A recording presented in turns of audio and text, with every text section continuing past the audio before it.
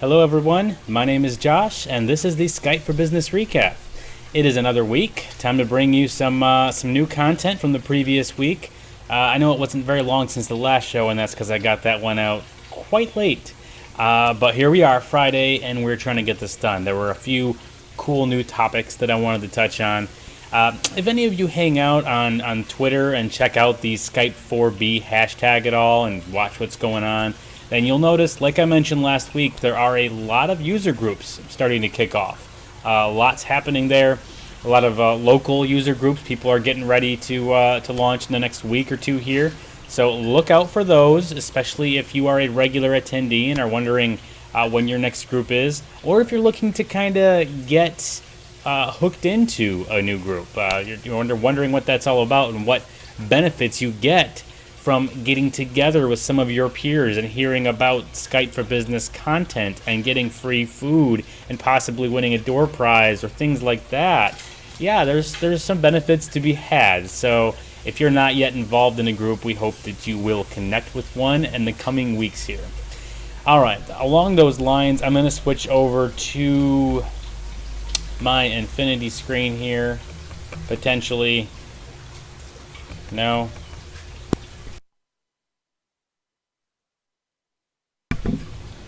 All right, we had some technical difficulties there, but I think we are back. Let's pull up the content window. All right, I touched on this last week, and I'm going to hammer it again because this is a great resource for those of us in the community, especially if you don't live in an area where there's a user group, and especially if you have an interest in doing a virtual user group with members of the community from across the country, across the globe. This is an awesome initiative here. Again, like I mentioned last week, and you can read a little bit about the history on the MSUC.Chat site, this was kind of the brainchild of Tom Arbuthnot, an Office Servers and Services MVP over at Modality Systems. And then he had three other guys, myself included, join him. And you can find us over here on the hosts page. And really, honestly, we are truly here just to facilitate and organize these meetings. Yeah, I apologize. The connection is horribly slow, so it may or may not even load. But, okay, so we're going over to the host page. Tom, Ian, Ben, and then myself. Really bad connection. I'm hotspotting off my phone at the moment, and it has a 3G connection, so things are going to be beyond ridiculous on speed.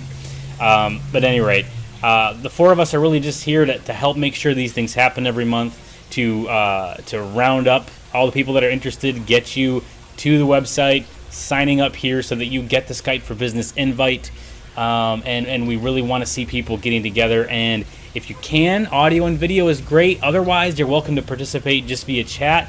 Great way for people, just like I said, across the globe to get together, talk about what the latest news is, throw questions out there, get to know each other better.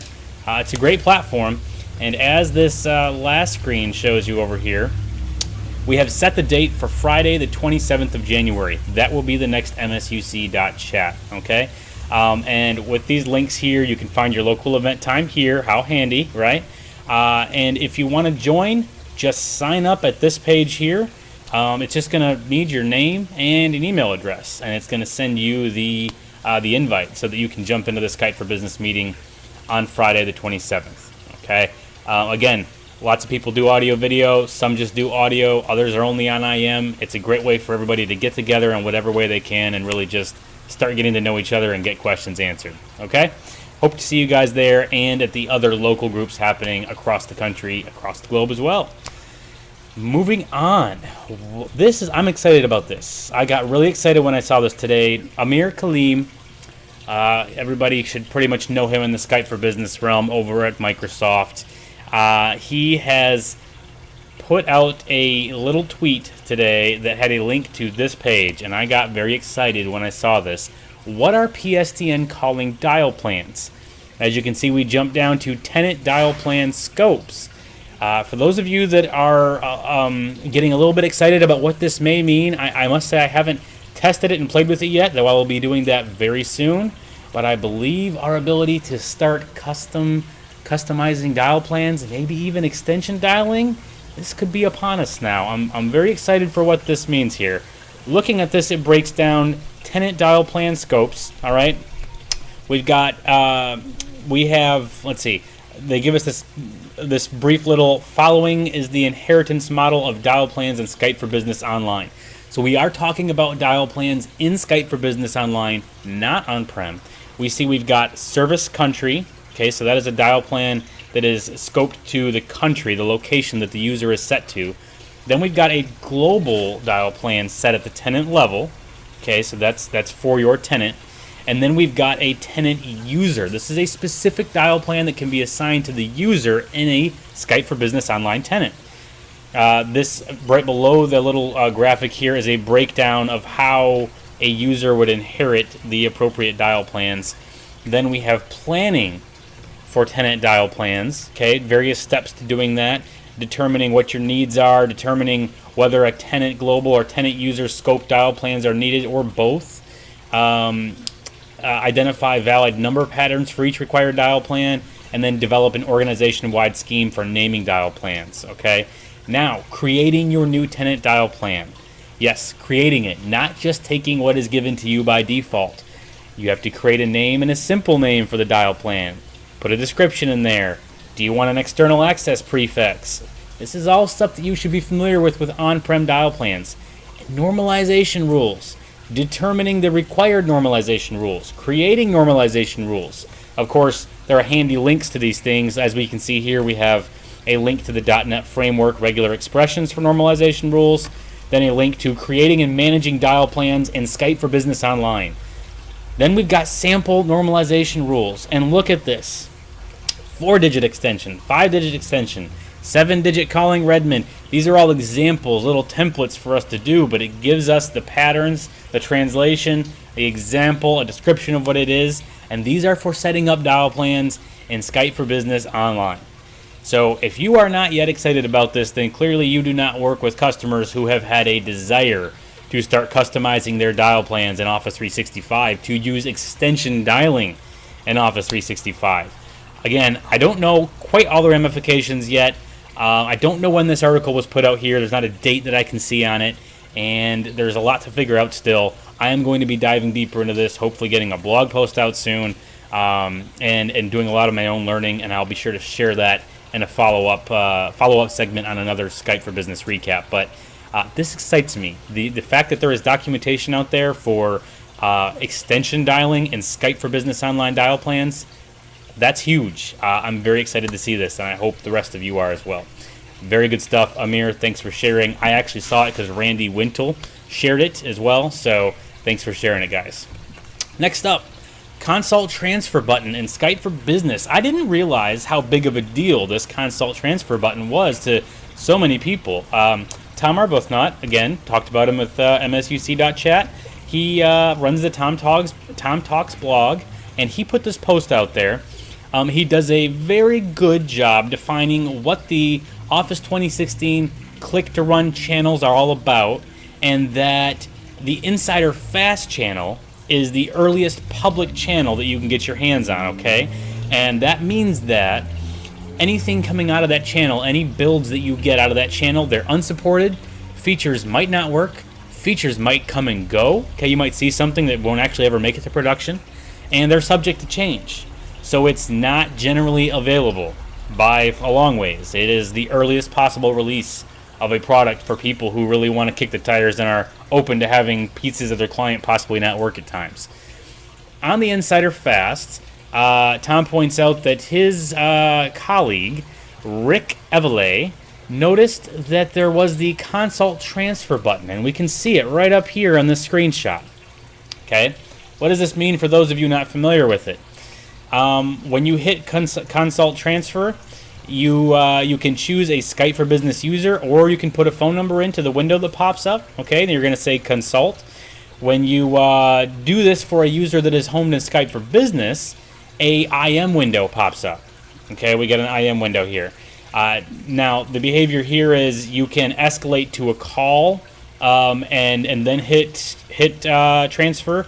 Or you can IM, but there's not really an option to transfer with IM that, as Tom points out. He says, interestingly, there is no option to IM, then hit the transfer button. Notice above, it does not appear. Okay, it is what it is for now. Now, once you hit the transfer button, you will, if it's a Skype for Business user, you will get this window that pops up here. The call is being connected between you and the person you're dialing. Once it has transferred, you will briefly see the transfer complete window. Now, if you put in a phone number that is not from Skype for Business to do this whole process, it will act like like he says, quote unquote, normal consult transfer. First, you're going to speak to the third party, let them know what's going on, who you're transferring, give them all the details. Then you're going to hit that button to transfer, and Party B and Party C will be joined together in a call. You will also see the transfer complete button or window once you do that as well. The last thing he pointed out that was kind of a little unrelated to this, but in the same channel for the Skype for Business build, the toast looks a little different than it does in previous builds. So it still gets the point across. We get a little picture, we get the person's name, we have an accept or ignore button there, but it looks different. The look and feel is still evolving and changing a bit. So great post, Tom. Thanks for writing this up. Very quick, concise, and clear. Always appreciated. And lots of people are very excited about the possibility of this consult transfer button making it to prime time. And from the feedback I've seen on this post and other similar posts from Tom's blog post, I'm guessing Microsoft might want to make this happen. People are pretty excited about it. So, all right. Last up, I missed this from the previous week, January 3rd. This is 10 days ago, okay? An update for the Skype for Business 2015 and Lync 2013 client is out. We got our KB article there.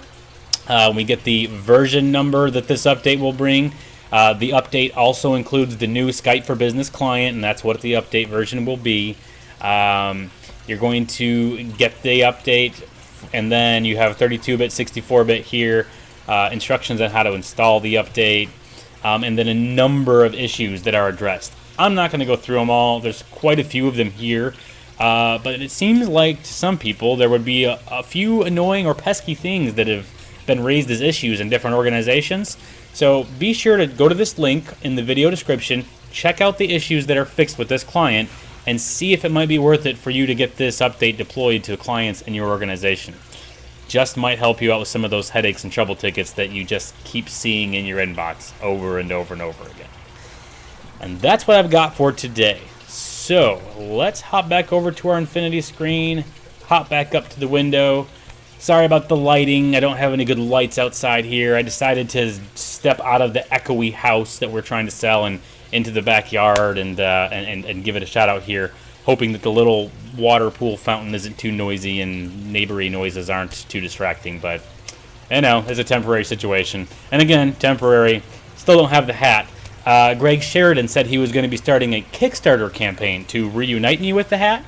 And he said the link was forthcoming. I have not seen it yet, but yeah, keep your eyes peeled for that if that is an important thing to you, that the hat resumes its appearance on the show. But that's all I've got for today, guys. Thank you for joining. I hope you have a great weekend. I hope it's as good a weather as we are having down here in sunny Florida. And looking forward to seeing you guys all next Friday and on the MSUC.Chat January 27th. All right? Thanks. We'll see you then. Adios.